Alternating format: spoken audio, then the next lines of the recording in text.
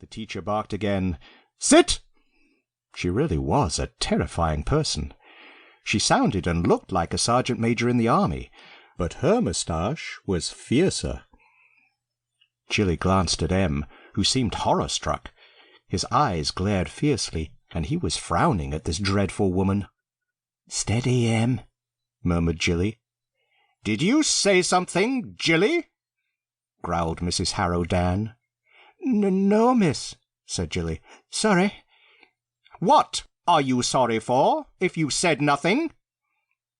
"I don't know, miss. Sorry." "Well, stop saying sorry, then." Em was looking more and more angry. Jilly was getting more and more worried as the lesson went on. Mrs. Harrow-Dan had given out some worksheets about the Vikings. One of the tasks was to draw a Viking longship. All the children were working quite hard at this.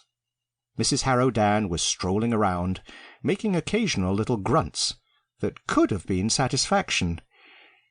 Em stepped nimbly out of the way each time she came near, and she was at the other side of the room when it happened. A rather spiteful girl called Selina, who disliked Jilly, saw her chance to get her into trouble. Quickly reaching out her right hand, she tugged sharply at Jilly's hair. "Ow!" yelled Jilly, and glowered at Selina. Mrs. Harrow-Dan glared at both girls, and suddenly Selina shouted, "Ow! Ow! Ow!" Only Jilly had seen Em give Selina some of her own medicine. "What's going on?" roared Mrs. Harrow-Dan. The children all froze as if expecting her to breathe fire like a dragon. "Well," she shouted. "Selina Smattersby, explain." "I don't know, miss," spluttered Selina. "Somebody behind me pulled my hair." "Don't be so stupid," snapped Mrs. Harrow-Dan. "There's no one sitting behind you. You're in the back row. Go and stand at the front. And you, Jilly Burton, what have you to say?"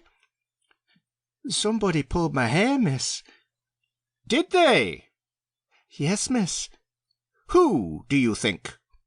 "I don't know. Can't say, miss." Jilly, unlike Selina, did not like getting other people into trouble.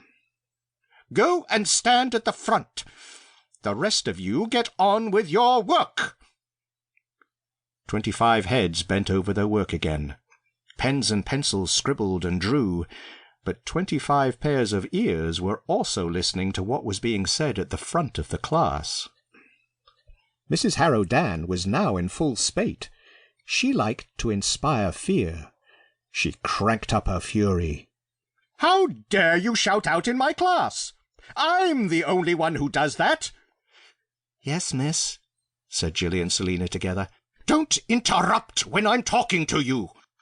"No, miss," said Jilly and Selina together. "And don't interrupt when I'm shouting at you." This time, both girls said nothing.